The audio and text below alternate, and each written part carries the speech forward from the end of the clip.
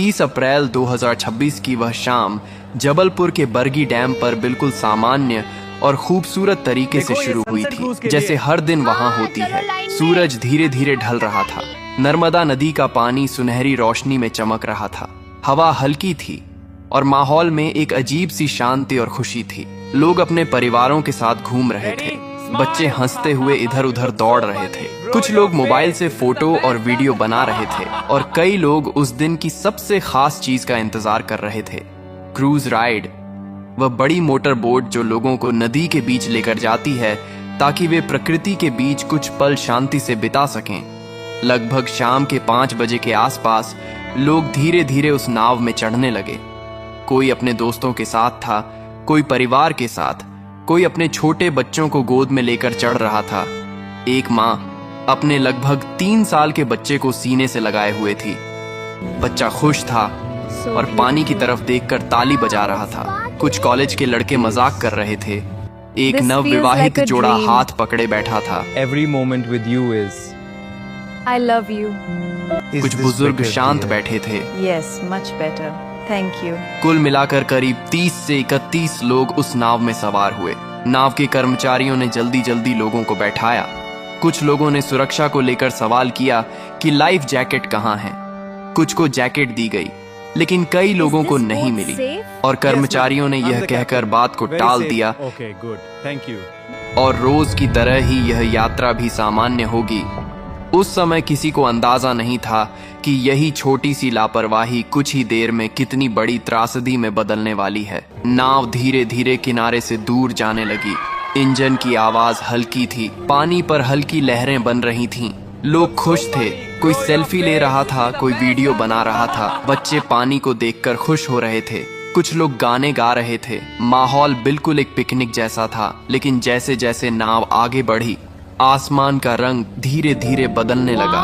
दूर कहीं काले बादल दिखाई देने लगे। हवा थोड़ी तेज हो गई। शुरू में किसी ने ज्यादा ध्यान नहीं दिया, क्योंकि अक्सर ऐसा मौसम आता है और चला जाता है। लेकिन कुछ ही मिनटों में हवा की रफ्तार बढ़ने लगी। पानी में हलचल तेज हो गई।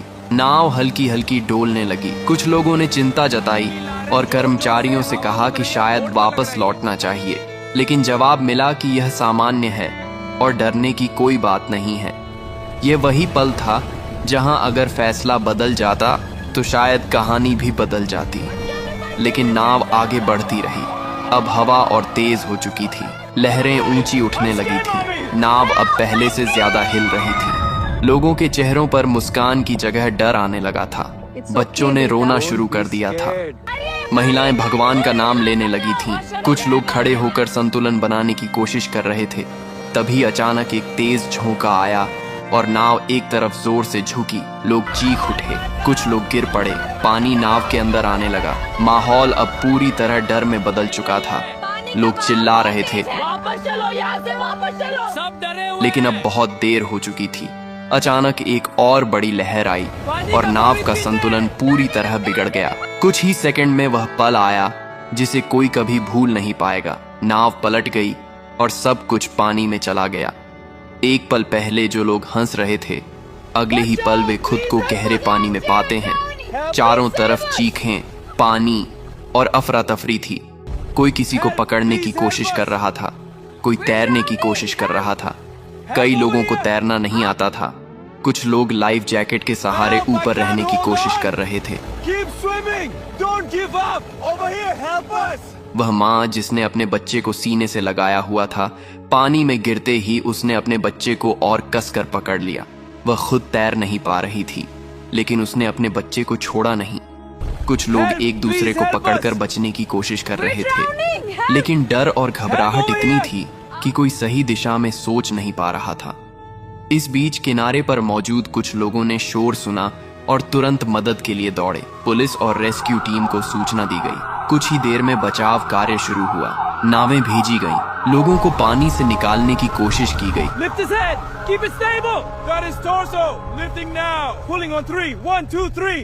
जो लोग सतह पर थे उन्हें जल्दी बाहर निकाला गया, लेकिन जो नीचे जा चुके थे उन्हें ढूंढना मुश्किल था। कई लोगों को बेहोशी की हालत में निकाला गया।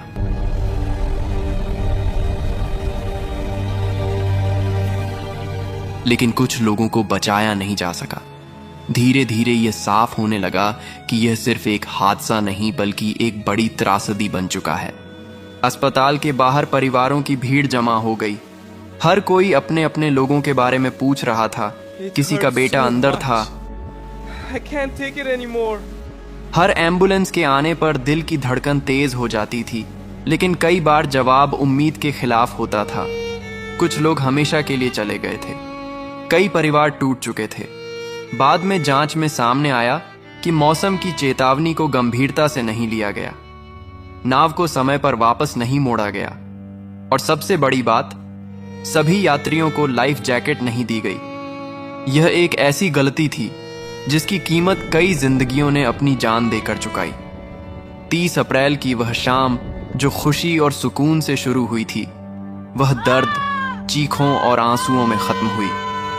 और आज भी जब उस घटना को याद किया जाता है तो एक ही सवाल मन में आता है, अगर थोड़ी सी सावधानी बरती जाती, अगर सही समय पर सही फैसला लिया जाता, तो क्या ये लोग आज जिंदा होते? यह हादसा सिर्फ एक घटना नहीं था, यह एक चेतावनी थी कि जिंदगी में सुरक्षा को कभी हल्के में नहीं लेना चाहिए, क्योंकि एक छोटी सी लापरवाही भी सब कुछ छीन सकती है। और उस दिन नर्मदा का शांत पानी गवाह बन गया उन आखिरी पलों का, जहां हंसी अचानक खामोशी में बदल गई और कई कहानियां अधूरी रह गईं।